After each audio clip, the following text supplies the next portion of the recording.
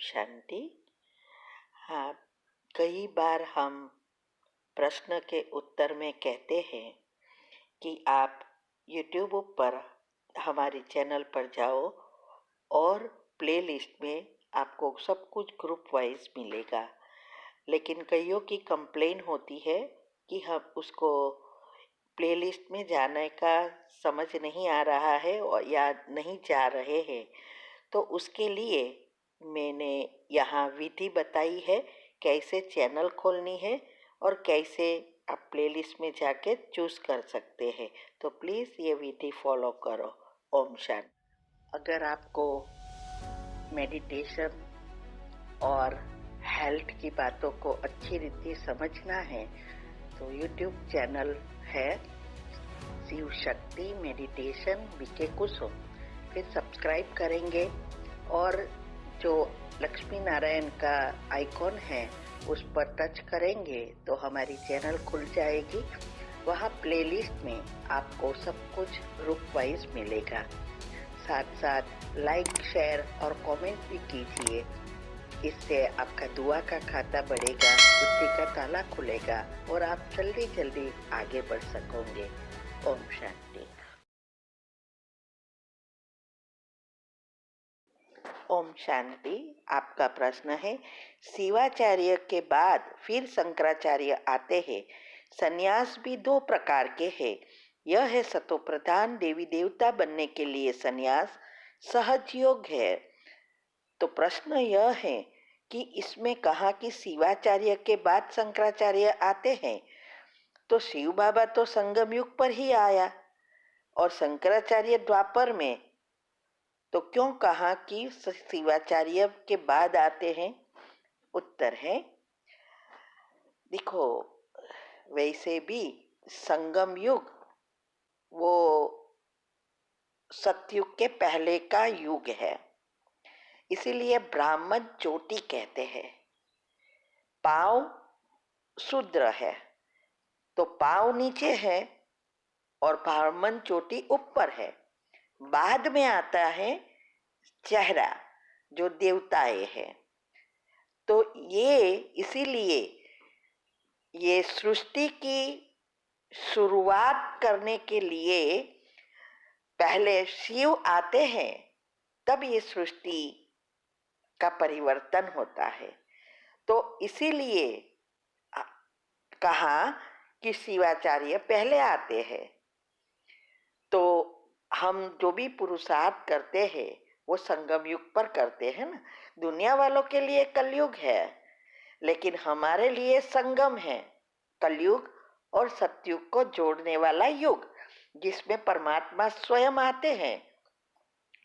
और इसीलिए इसको कहते हैं, इस युग को हीरे जैसा युग, या ब्राह्मण जन्म होता है वो हीरे जैसा है। देवताओं का सोने का है, हमारा हीरे का है। और द्वापर से जो होता है वो तो तांबा पीतल है। तो सबसे महत्व या सबसे नंबर 1 में जो आता है वो हीरा आता है, और इसकी ही निशानी ब्राह्मण चोटी है। इसीलिए कहा कि शिवाचार्य पहले आते हैं और तभी तो सृष्टि शुरू होती है। ठीक है। ओम शांति। और हाँ, 2 प्रकार के संन्यास कहा, तो एक है हद का संन्यास, दूसरा है बेहद का संन्यास। हद का संन्यास जो दुनिया में सब साधु संत करते हैं, माना घर बार छोड़ देते हैं, लेकिन मन बुद्धि दुनिया में ही रहेगी। और जब बेहद का संन्यास है जो भगवान आके कराते हैं, वो है हम रहते हैं गृहस्थ में, लेकिन मन बुद्धि से सब कुछ भूलते हैं। यह है बेहद का संन्यास। और बेहद का संन्यास से ही वसुदेव कुटुंब की स्थापना होती है, स्वर्ग की स्थापना होती है। हद के संन्यास से नहीं होती है। ओम शांति। का प्रश्न है, जब कोई नया सेंटर खुलता है तो शिव का झंडा लहराया जाता है, लेकिन फिर हर साल क्यों बार बार उसी सेंटर पर झंडे फरकाए जाते हैं? इसका क्या अर्थ है? जबकि हम बीके के लिए तो पूरा संगम युग ही शिवरात्रि है, फिर क्या यह भक्ति मार्ग है? उत्तर है, देखो, शिव का झंडा पहले जब सेंटर खुलता है तो लगाया जाता है, लेकिन शिवरात्रि का अर्थ यही है कि उसका जन्मदिन है।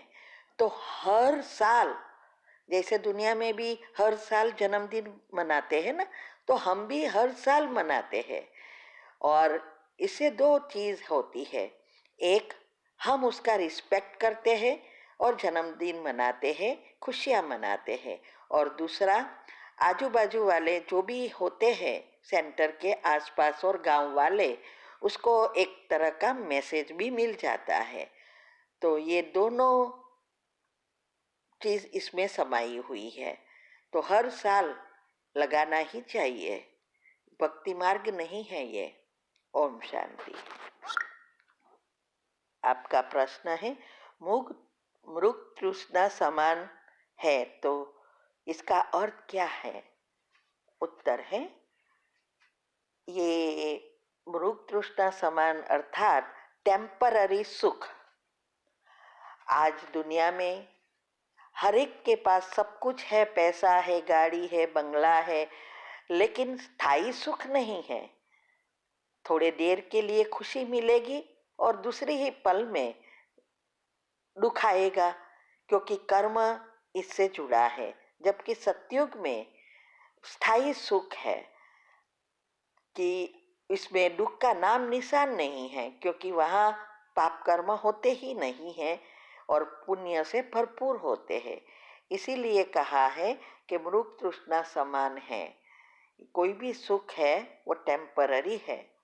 जैसे हम कोई अच्छी गाड़ी लाए, मर्सिडीज लाया, बहुत खुश हुए, घर में सब खुशी मनाई, बाहर निकले और थोड़े ही सब आगे गए कि किसी ने आके गाड़ी को टक्कर मारा, कोई स्कूटर या गाड़ी ने, तुरंत ही हमारी सब खुशियां गायब हो जाएगी ना।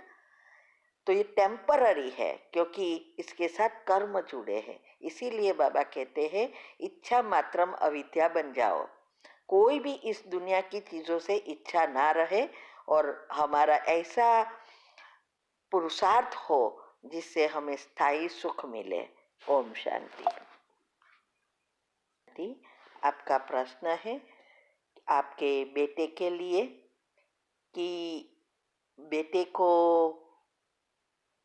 बहुत कुछ वीडियोस में भेजती हूँ, देती हूँ, लेकिन हिंदी ठीक से नहीं समझ आती, इंग्लिश में है तो बताओ। और ये घर से ही काम करता है, उसका इंटरेस्ट है एयरफोर्स में जाने का, लेकिन उसको इस कारण वो जल्दी सोना, सवेरे उठना, करना, दिन भर में भी मेडिटेशन करना उतना इंटरेस्ट नहीं दिखता। तो इस कारण मुझे भी बहुत निराशा होती रहती है। मेरे साथ आर्ग्यूमेंट भी बहुत करता होता है, तो मुझे गाइड करे, क्या करे? उत्तर है, देखो, हर एक का अपना अपना पार्ट है। पहले तो ये फिक्स करो कि हर एक जो भी करेगा वो उसके पाठ अनुसार करेगा। हाँ, हमारा काम है उसको बताना। अगर ना करे तो उसमें निराश होने की जरूरत नहीं है। अगर आप निराश होंगे तो और ही उसका इंटरेस्ट कम हो जाएगा, क्योंकि अंदर से निराश होना माना एक प्रकार की बद्दुआ निकलना। तो हम बच्चों के लिए कभी भी बुरा तो नहीं सोचते। दुनिया में सब ऐसे ही कहते हैं ना कि बच्चों के लिए अच्छा ही सोचते हैं, लेकिन चिंता करना अर्थात उसका उसको श्राप देना। इसीलिए बाबा ने हमें आके सिखाया कि आपको अभी चिंता छोड़ो, उसके अच्छे चिंतन का भविष्य शुरू करो। और सबसे ज्यादा माँ का इफेक्ट जल्दी होता है, माना माँ के विचारों का इफेक्ट जल्दी होता है, क्योंकि हम नाड़ी से जुड़े हैं।